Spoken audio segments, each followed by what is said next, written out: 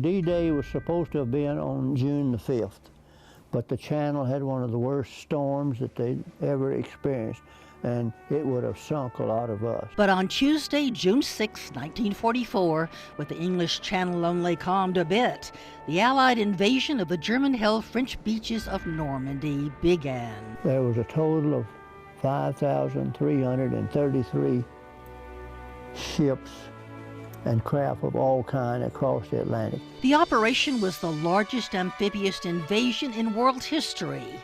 Among John Jennings' prized possessions is the letter sent to D-Day soldiers, sailors, and airmen by Allied Commander Dwight D. Eisenhower. You are about to embark upon the great crusade towards which we have striven these many months. Jennings was a gunner on an LCI, one of the smallest landing crafts delivering troops to Utah Beach.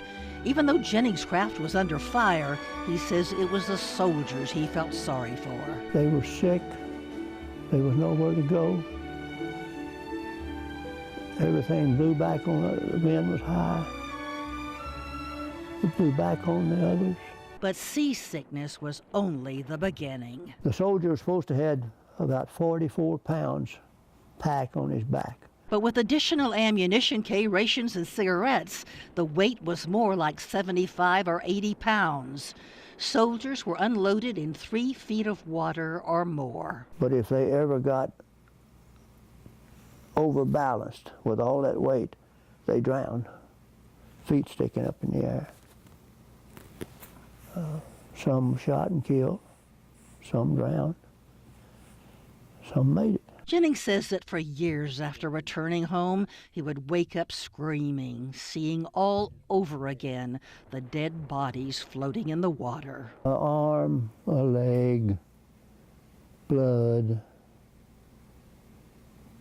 No wonder you scream out at night. He was born while you were overseas. Yeah. Jennings missed 4 Christmases, 3 Thanksgivings, and the birth of his son while overseas fighting for our country.